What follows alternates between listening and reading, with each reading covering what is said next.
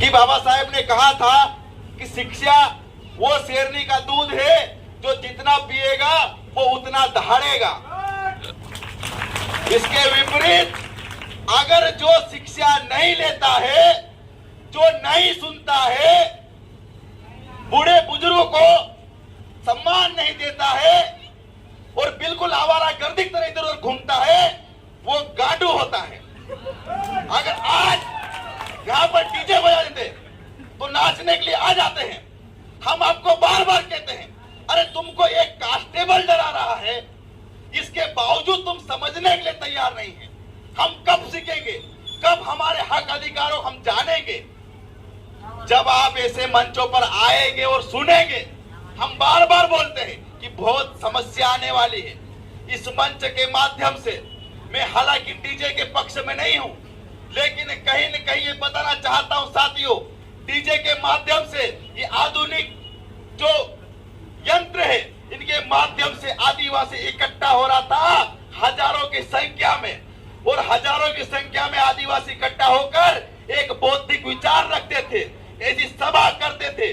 लेकिन इन्होंने क्या करा है, उस डीजे को प्रतिबंधित करा है ताकि आदिवासी इकट्ठा नहीं हो और अपने हक अधिकारों को जान नहीं पाए। ये इनकी बहुत बड़ी साजिश है। और मैं बताना चाहता हूं यहाँ के कलेक्टर को, यहाँ के एसडीओपी को और यहाँ के थानेदार को कि तुम गुलाम हो, अपने अंदर झांक के देखो। तुम भाजपा की गुलामी कर रहे हो, तुम ड्यूटी नहीं कर रहे हो। जहां पर आदिवासियों का कार्यक्रम होता है वहां पर सबसे पहले पहुंच जाते हो, लेकिन दूसरों कार्यक्रम होता है वहां पर तुम्हारा फोन बंद होता है, वहां तो आउट ऑफ कवरेज एरिया कहां हो जाते तुम्हारा। ये पूछना चाहता हूं मैं, ऐसे कलेक्टर को, ऐसे एसडीओपी और टीआई को सबसे पहले इस क्षेत्र से निकालना पड़ेगा, नहीं तो आने वाला समय बहुत खतरनाक होने वाला है।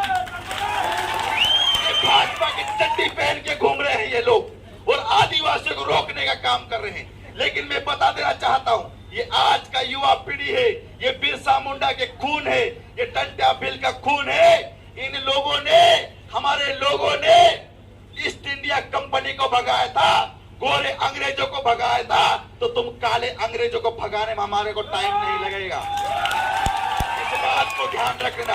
ये तुम्हारा भेदभावपूर्ण रवैया, हमारी खाते हो, हमारी पीते हो, हमारा से नौकरी करते हो और तुम हमको कहते हो तुमको अनुमति चाहिए। अरे क्या घंटे की अनुमति तुमको दे? हम इस देश के मालिक हैं। जिस दिन हमने बैठ गए, जिस दिन हमने ठान ली, उस दिन तुम्हें नौकरी करने लायक नहीं बचोगे। ये आदिवासी बोल रहा है आज।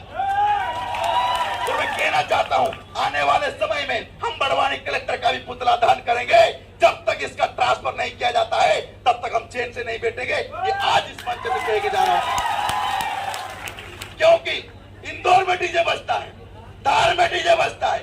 आपको निवारने से प्रॉब्लम क्या है, ये सबसे बड़ी बात है। ये भेदभावपूर्ण रवैया क्यों अपनाया जाता है?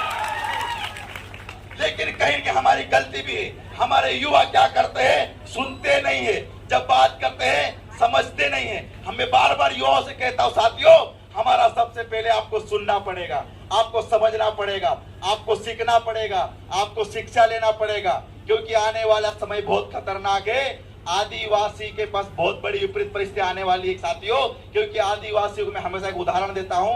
आदिवासी एक जंगल में जो तालाब रहता है, तालाब में उस मछली के समान है। आज हमारे साथ में अत्याचार हो रहा है, हमें नियम कानूनों से बाहर किया जा रहा है। जो हमारे पुरखों ने, जो हमारे महापुरुषों ने अपना बलिदान देकर हमारे लिए नियम कानून कायदे संविधान में लिखे थे, उनको बारी बारी खत्म किया जा रहा है। हमारे पास जल जंगल जमीन ले छीन ली जा रही है। ऐसे ऐसे कानून बनाया जा रहा है, हमारे खेत और हमारे जंगल छीने जा रहे हैं। लेकिन मैं आपको बताना चाहता हूं साथियों, अगर ये जंगल और जमीन छीन जाएंगी, हमारे कानून छीन जाएंगे, तो हम उस प्रकार से हो जाएंगे जिस प्रकार से एक मछली को तालाब से बाहर निकाल देते हैं तो मछली के तड़प तड़प के मर जाती है। खतरनाक होने वाला है।